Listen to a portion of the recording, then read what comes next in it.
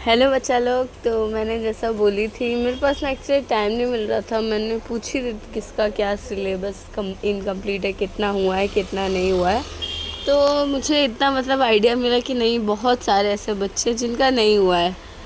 तो अभी तो मेरे पास इतना टाइम नहीं है, क्योंकि ऑलरेडी 4 बैचेस है 12th की। तो इतना टाइम बिल्कुल भी नहीं मिल पा रहा है कि मैं तुम लोग के लिए अलग से वाईटी के लिए लेक्चर रिकॉर्ड करूँ, फिर अपलोड कर सकूँ उनको। तो फ़िलहाल मैंने स्ट्रेटेजी टाइप में लेके आई हूँ। इसको तुम लोग ऐसे ही कुछ समझ लो।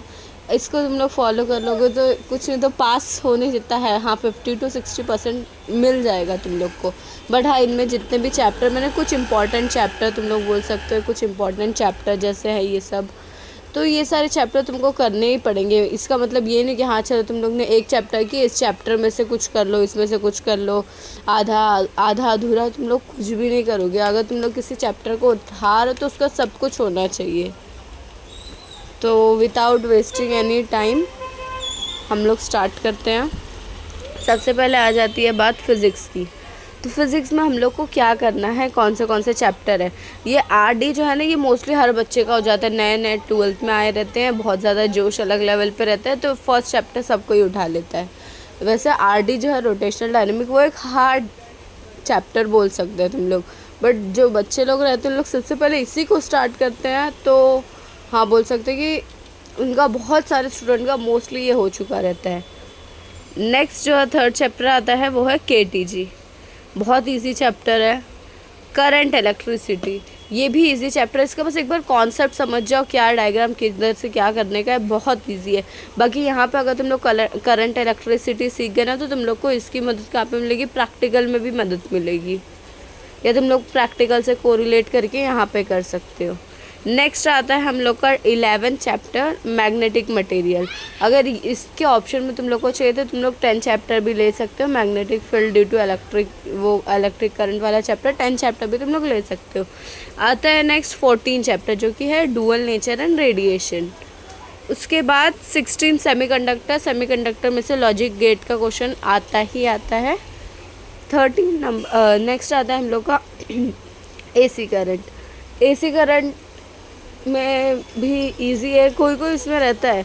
अब जैसे इलेक्ट्रोस्टैटिक तुम लोग उठा के देखोगे, उसमें बहुत सारे डेरिवेशन है। बट अगर किसी का वो सारे डेरिवेशन करके हो गया ना, तो बहुत ही अच्छी बात है ईएमआई वाले चैप्टर का। बट जिनका कुछ नहीं हुआ है, मैं उनकी बात कर रही हूँ यहाँ पे। नेक्स्ट आता है 15 atom, structure of atom and nuclear. यहाँ पे थोड़ा लिखने में गड़बड़ हो गई है, माइंड मत करना। उसके बाद आता है 4th chapter thermo, 5th chapter oscillation. ये सारे चैप्टर बहुत इजी है। यहाँ पे थर्मो तुम लोग कर लोगे तो केमिस्ट्री की भी थोड़ी बहुत हेल्प हो जाएगी तुम लोग की, कि हाँ यहाँ से कुछ ना कुछ बेस पकड़ ले। और केमिस्ट्री में थोड़ा बहुत एक दो चीज़ का माइनर से डिफरेंट होता है, और थोड़ा उसमें बोल सकते हैं एडिशन दिया हुआ है। बाकी बहुत ईजी है, ये सारे चैप्टर्स कर लो। कुछ नहीं तो सबसे पहले इन सारे चैप्टर को उठाओ, पक्का करो, इतना हो जाए ना कि इनमें से कहीं से भी क्वेश्चन पूछा जाए तुम लोग कर सको, ऐसा बना लो ये चैप्टर को। नेक्स्ट हम लोग बात करते हैं किसकी, केमिस्ट्री की। तो केमिस्ट्री भी अपने 4 पार्ट्स में डिवाइड होता है। Physical chemistry, organic chemistry, inorganic chemistry और अप्लाइड केमिस्ट्री। तो फिजिकल केमिस्ट्री में कौन से चैप्टर्स कर लो, solid state, solution, chemical thermo और फिर केमिकल काइनेटिक्स। केमिकल काइनेटिक्स बहुत लगता है कि बहुत हार्ड है, नहीं यार, केमिकल काइनेटिक्स इजी है। और उसके बाद आयोनिक वाला है। अगर तुम लोग का 11th में तुम लोग ने केमिकल इक्विलिब्रियम पढ़े होगे ना सही से, तो आयोनिक वाला इजी लगेगा तुमको। और आयोनिक इजी भी है, बट स्टिल अगर तुमको नहीं करना है तो तुम कर सकते हो। केमिकल काइनेटिक्स के ऑप्शन में तुम डाल सकते हो आयोनिक इक्विलिब्रियम। नेक्स्ट ऑर्गेनिक में हैलोजन डेरिवेटिव, ये सबसे इम्पॉर्टेंट चैप्टर है, बेस बोल सकते हो तुम लोग 12th के उसका। अगर तुम लोग को ये चैप्टर नहीं आएगा तो तुम लोग आगे कुछ नहीं कर पाओगे फिर। तो इसलिए सबसे पहला हैलोजन डेरिवेटिव, फिर उसके बाद एल्कोहल, फेनॉल एंड ईथर, उसके बाद अमाइन। अगर ये सब करने के बाद हाँ सारे रिएक्शन तुम लोग को एकदम अच्छे से याद हो गए हैं, सब कुछ हो गया है, उसके बाद तुम्हारे पास टाइम बचेगा तब जाना अल्डिहाइड कीटोन पे। अदरवाइज इतने चैप्टर भी बस है। उसके बाद इनऑर्गेनिक में आता है हमारा 9th चैप्टर, जो कि है कोऑर्डिनेशन कंपाउंड। इजी चैप्टर है और अच्छा भी चैप्टर है। उसके बाद पॉलीमर और फिर बायोमोलिक्यूल, ठीक है। ये दोनों भी चैप्टर ठीक ठाक बोल सकते हैं। बस अभी यहाँ पे इनऑर्गेनिक में या तो तुम लोग यहाँ पे transition, element transition and inner transition वाला कर सकते हो, साथ में एडिशनली मैं बोल रही हूँ फ़िलहाल पहले। और दूसरा क्या आ जाएगा, एलिमेंट्स वाला। तो तुम लोग क्या करोगे, सबसे पहले इतने चैप्टर को फिक्स करो, इतने चैप्टर को फिक्स कर लो एकदम अच्छे से कि कहीं से भी क्वेश्चन पूछा जाए, 1 मार्क का हो, 3 मार्क का हो, कैसा भी पूछा जाए मैं कर लूँगा। और अगेन आई एम टेलिंग, ज़्यादा पी वाई क्यू मत करो, ये मैं तुम लोग को बात स्टार्टिंग से बोल रही हूँ यार। PYQ से कितने क्वेश्चन पूछ ले जाएंगे, 4-5 बस, बाकी पूरा पेपर कोई भी PYQ से नहीं छापेगा। उन लोग को इतना रहता हाँ चलो वो कर लिया जाए, बट ज़्यादा PYQ के पीछे भागोगे ना तुम लोग का पूरा केमिस्ट्री बेकार जाएगा। केमिस्ट्री फिजिक्स हर चीज़ बेकार जा सकती है, क्योंकि ज़रूरी नहीं जैसा अब तक ट्रेंड फॉलो किया गया वो ही ट्रेंड फॉलो किया जाएगा। बाकी तुम लोग वेटेज देखो, वेटेज के हिसाब से करो। नेक्स्ट आएगा बायो।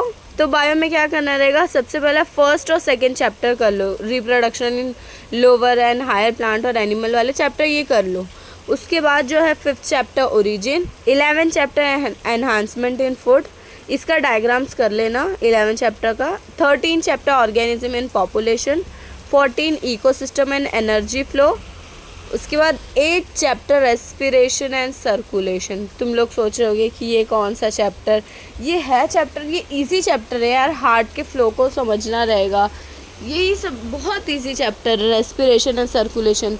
उसके बाद फिर वहाँ पे इसको ना पार्ट वाइज डिवाइड करके है। अभी मेरे पास लिटरली टाइम नहीं है, अभी एक बैच का मतलब प्रीलिम्स चल रहा है और फिर दूसरा उसका है, तो मतलब टाइम नहीं है ना मेरे पास, वरना मैं वीडियो तुम लोग के लिए खुद अपलोड कर देती।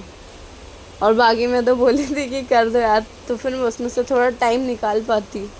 यहाँ पे भी जितने थे उससे भी कम हो गए हैं, खैर उसकी कोई बात नहीं है। नेक्स्ट आता है 10 HHD, human health and disease. इसमें तुम्हें अगर कुछ भी नहीं हो रहा है तो डिजीज़ क्या है, कौन कॉज कर रहा है, कॉजेटिव एजेंट क्या है और उसके सिम्टम्स क्या, टेस्ट है, ट्रीटमेंट क्या है, बस इतना देख लो काफ़ी है। एंड देन उसके बाद ड्रग्स वाले केस में ये देख लेना कौन सा ड्रग से क्या होता है, साइड इफ़ेक्ट्स क्या है। ये चैप्टर ही पूरा 3 हिस्से में डिवाइड होगा, एक हेल्थ होगा और फिर एक डिजीज़ होगा और तीसरा ड्रग्स वाला होगा। ठीक है, तो हेल्थ वाले में तुमको इम्यूनिटी वगैरह का आ जाएगा, खैर अभी इस बात पे मैं डिस्कशन नहीं कर रही हूँ। यहाँ पे एक आ जाएगा स्ट्रक्चर ऑफ HIV वाला होगा, वो वाला डायग्राम एकदम अच्छे से कर लेना। Next 9th chapter control and coordination. ये सारे हाई वेटेज वाले यार, इनको ही छोड़ दोगे तो नहीं चल पाएगा। और अगर इनमें से कुछ नहीं तो मैं नहीं बोलूँगी ज़्यादा PYQ, बट डायग्राम्स देखो तुम लोग। और कुछ नहीं हो पा रहा ना 8 और 9 चैप्टर का, तो टेक्सचुअल क्वेश्चन करो। 3rd आता है इनहेरिटेंस।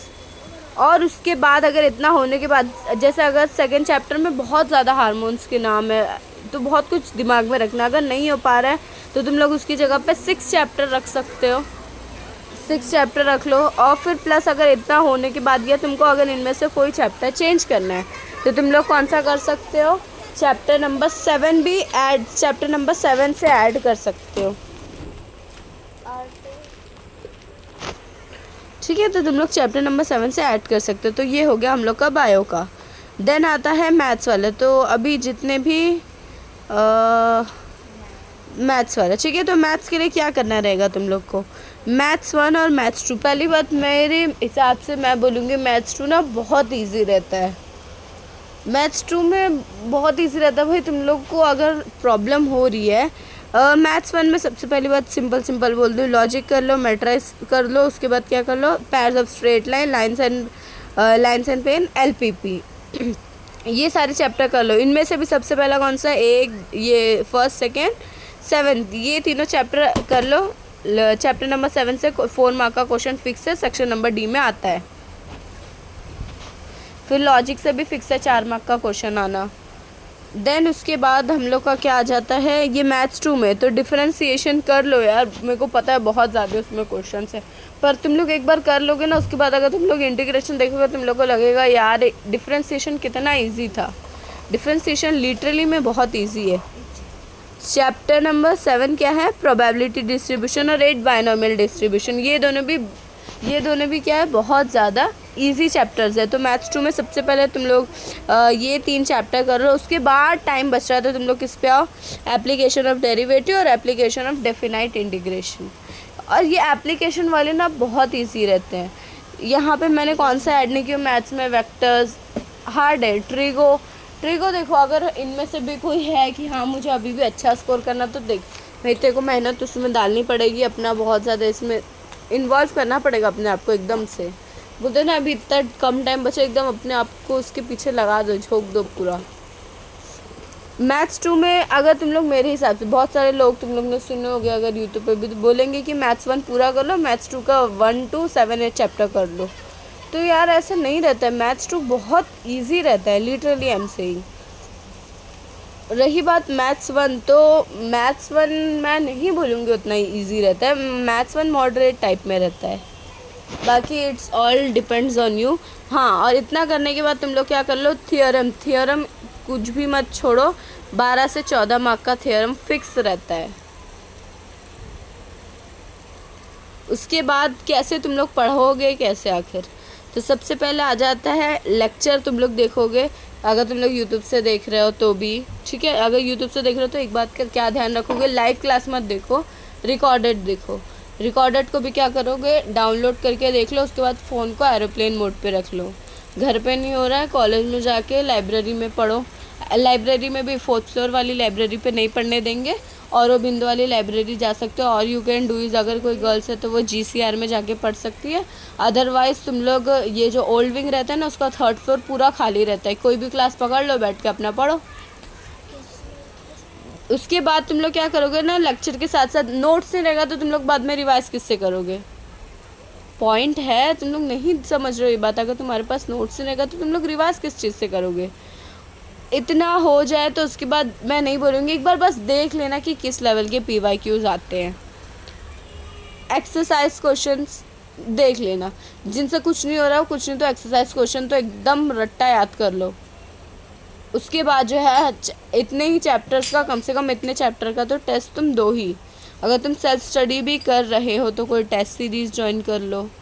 और एक और बात, यूट्यूब पे पढ़ रहे हो, कहीं से भी पढ़ रहे हो, स्पीड 1.5 से ज़्यादा नहीं रखना है, क्योंकि अपना दिमाग जो है उससे ज़्यादा कैप्चर नहीं कर पाएगा, उससे ज़्यादा जो अपना दिमाग कैप्चर नहीं कर सकता। कितना ज़्यादा बात वो अपना दिमाग डालेगा, ज़्यादा हैंडल नहीं कर पाएगा।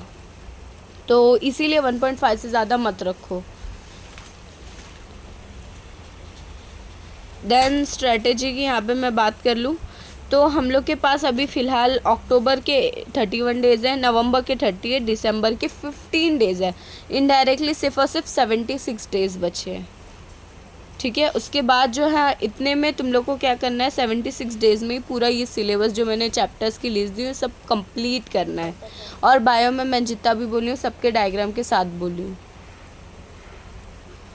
हाँ, तो इतने में तुमको पूरा सिलेबस कंप्लीट करना है। अभी अब तक तुम लोग ने नहीं पढ़ा तो तुमको अभी करना पड़ेगा। दिन का तुमको कुछ नहीं तो 8 से 10 घंटा इसमें लगाना पड़ेगा। अभी तुम साल भर नीट के लिए पढ़ रहे थे, नहीं हो पाया, नीट के लिए पढ़ रहे हो, एंट्रेंस के लिए पढ़ रहे हो, तो अभी तुमको इसमें डालना पड़ेगा, क्योंकि तुमने इसमें एफ़र्ट नहीं डाले हो।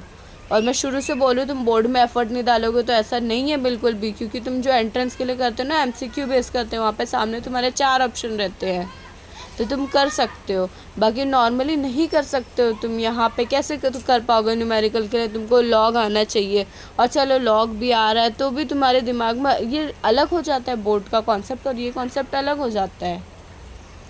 देन यहाँ पे हम लोग क्या करेंगे, दिसंबर और जैन में 15-15 दिन है, रिवीजन भी करेंगे, साथ में प्रीलियम भी दे दो क्वेश्चन प्रैक्टिस का। यही है कि अपने कॉलेज का भी जो सेमेस्टर का पेपर होगा, तुम्हारे सबके कॉलेज का वही है मोस्टली, प्रीलियम का जो पेपर है उसको संभाल के रखो। चाहे सेमेस्टर का भी पेपर है ना, तुमको नहीं आ रहा, मार्क्स काउंट नहीं होते हैं, सुमैया में मार्क्स काउंट नहीं होते हैं, सेमेस्टर के भी काउंट नहीं होंगे और फिर प्रीलियम के भी काउंट नहीं होंगे। वो पेपर तुमको दे देंगे, तुम घर पे लेके जाओ।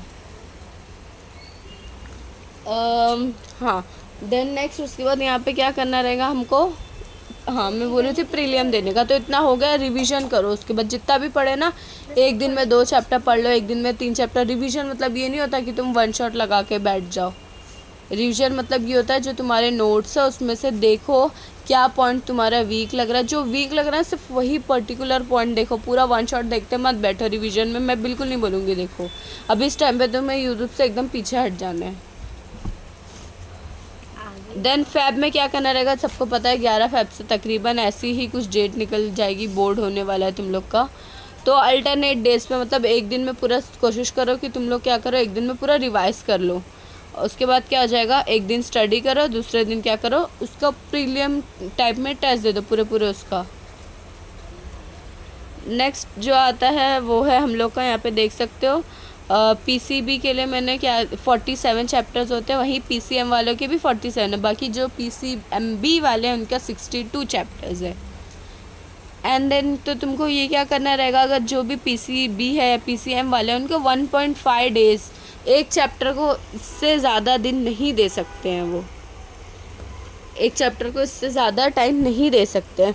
और इन अदर वर्ड मैं बोलूँ तो 10 से 15 घंटा, अगर वो 10 घंटे में एक चैप्टर को भी तो 10 घंटा, अब तुम समझो 10 घंटे में कितना हो जाएगा, तो 10 से 15 घंटा एक चैप्टर को दो, इस तरीके से तुम्हारे हो जाएंगे। और फिर जो पीसीएमबी वाले हैं उनको कुछ नहीं तो एक चैप्टर को कितना 8 से 12 घंटा देना है, एक दिन में तकरीबन कितना 1.5 चैप्टर या एक चैप्टर से थोड़ा सा ज़्यादा तुमको करना रहेगा। तो यही स्ट्रेटजी है, होप से तुम लोग को पसंद आएगी और तुम लोग फॉलो करो। तुम लोग के लिए मैं रखी कि चलो डेली टारगेट दे दूँ, तो तुम लोग वो भी नहीं कर रहे हो। तुम लोग जब तक उसको अपने रूटीन में शामिल नहीं करोगे तब तक नहीं हो पाएगा। तो अभी तुम लोग क्या करोगे, ये जो भी है इसका चाहिए तो तुम लोग स्क्रीनशॉट ले लो और फिर स्क्रीनशॉट लेने के बाद इसके हिसाब से पढ़ते बैठोगे तुम लोग।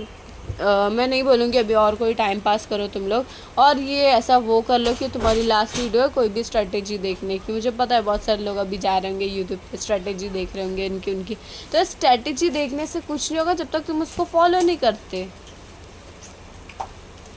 तो अभी उसके बाद जो है तुम लोग क्या करोगे, अभी बैठ के पढ़ोगे, अभी भी टाइम है, कुछ नहीं तो यहाँ पे तुम लोग जब भी ये वीडियो जा रहा है, तो अगर मैं सपोज कर रही हूँ अगर 11 बजे भी जा रहा है, तुम लोग अपना उस हिसाब से एक शेड्यूल बनाओ, मैं नहीं बोलूँगी टाइम टेबल बनाओ, बट शेड्यूल बनाओ कि हाँ इतने से इतना ये है। प्रैक्टिकल है तो प्रैक्टिकल में ही तुमको मैनेज करना है, लेक्चर मत बैठो, मैं तो तुम लोग को स्टार्टिंग से बोलूँ लेक्चर मत बैठो। एंड जो भी प्राइवेट कॉलेज वाले हैं उनको बैठना पड़ता है, ये मुझे पता है। तो तुम उस टाइम पे क्या करो, वो टीचर अपना पढ़ा रही है तो साथ में नोट्स रखो, उसको नोट्स को कुछ नहीं तो रिवाइज होते रहेगा तुम्हारा। टेक्स्ट बुक सामने है, टेक्स्ट बुक पढ़ो, बायो के लिए टेक्स्ट बुक पढ़ना एकदम कंपलसरी समझो। बायो के नोट्स नहीं बनाओगे, सिर्फ टेक्स्ट बुक पढ़ोगे चलेगा। होप सो ये इतना काफ़ी था, यहाँ तक अगर देख लिया हो तो thank you so much, channel को सब्सक्राइब कर देना, बाय।